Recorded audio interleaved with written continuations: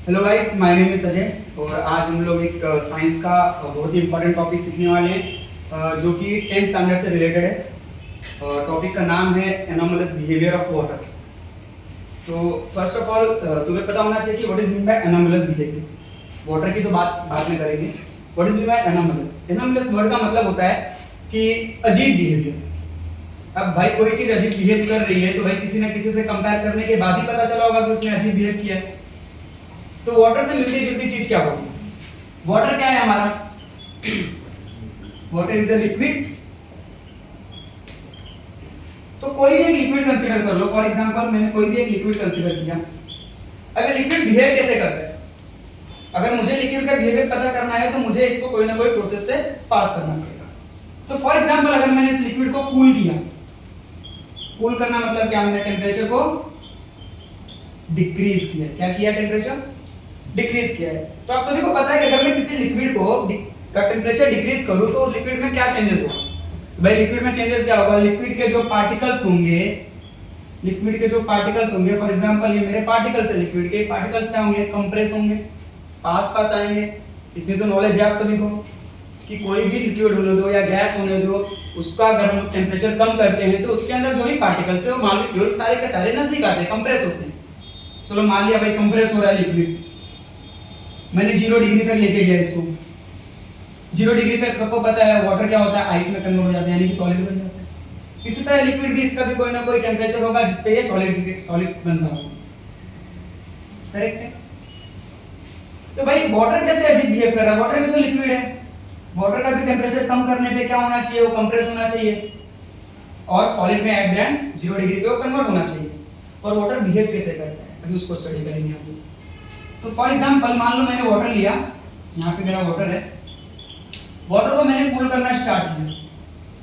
Starting में water भी same behave करेगा लिक्विड की तरह, वो भी कंप्रेस होगा, धीरे धीरे उसका वॉल्यूम कम होगा, डेंसिटी बढ़ती जाएगी। यहाँ पे वाटर कंप्रेस हो रहा है, उसका वॉल्यूम कम हो रहा है। क्या डिक्रीज हो रहा है? वॉल्यूम उसका डिक्रीज हो रहा है। मार्कर काम नहीं कर रहा है यहाँ पे, दूसरा मार्कर लेना पड़ेगा। कोई बात नहीं, यहाँ लिखेगा, वो लिख के देखते हैं।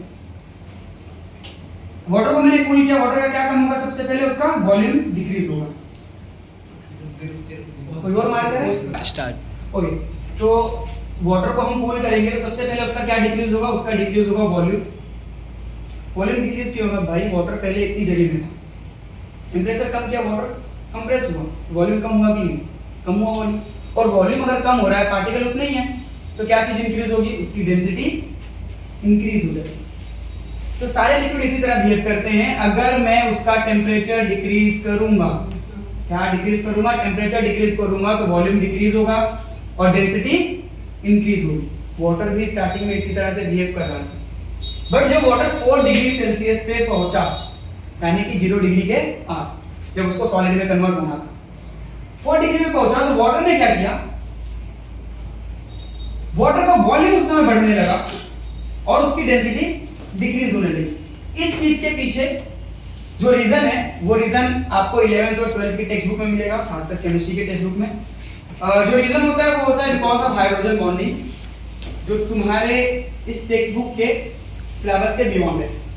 तो उसके पीछे इतना नहीं पढ़ना है हमें, बस हमें इतना याद रखना है कि अगर मैं वाटर का टेम्परेचर 4 डिग्री के बाद भी डिक्रीज करता हूं, जो कि लिक्विड किसी भी लिक्विड का करेंगे तो उसका वॉल्यूम डिक्रीज ही होना था, बट वाटर के केस में 4 डिग्री के बाद उसका वॉल्यूम इंक्रीज होने लगता है एंड डेंसिटी डिक्रीज होने लगती है। ये 4 से लेकर 0 डिग्री के बीच में जो ये वाटर का बिहेवियर है, वॉल्यूम इंक्रीज होना और डेंसिटी डिक्रीज होना, इसी बिहेवियर को हम बोलते हैं एनोमलस बिहेवियर।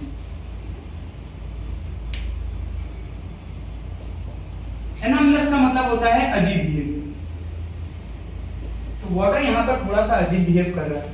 यही रीजन है कि सर्दियों के वक्त पाइपलाइन में जब पानी जमा होता है, वहां पर जब सर्दियों में खासकर फॉरेन्स वगैरह में पाइपलाइन में लीकेज होने लगती है सर्दियों के वक्त। रीजन क्या होता है? इसके अंदर जो पानी है वो फ्रीज होता है। हमने पढ़ा 4 डिग्री के बाद अगर पानी जाएगा तो उसका वॉल्यूम बढ़ेगा। इतने के अंदर अगर इतना पानी भरा हुआ है, उसका वॉल्यूम बढ़ेगा। सिंपल सी चीज है, पाइप ब्रेक हो जाएगी। लोहे की तो है नहीं, प्लास्टिक की पाइप है, ब्रेक होना है। यही रीजन होता है कि पाइप ब्रेक होती है। या फिर तुमने कोई बॉटल के अंदर पानी तुमने भर के फ्रीजर में रखा है, तुमने पानी को मार्क कर लिया, समझ लो तुमने पानी को मार्क किया, तुमने इतना ही पानी भर के रखा हुआ है, हाफ बॉटल भर के रखा हो, जब वो पानी फ्रीज होता है, फ्रीज होने के बाद तुमने देखा होगा कि उसका लेवल बढ़ जाता है। रीजन क्या है? अलग से पानी ऐड हुआ उसके अंदर नहीं, अलग से पानी नहीं ऐड हुआ, उसका वॉल्यूम इंक्रीज हो बिकॉज ऑफ एनोमलस बिहेवियर। तो आज का वीडियो यहाँ तक ही है। इस वीडियो के आगे एक और टॉपिक होता है जिसका नाम है होप्स एपैरेटस। वो यूज होता है इस एनोमलस बिहेवियर को स्टडी करने के लिए। तो वो वीडियो हम लोग नेक्स्ट लेक्चर में रिकॉर्ड करेंगे। तब तक के लिए इतना ही। Thank you so much.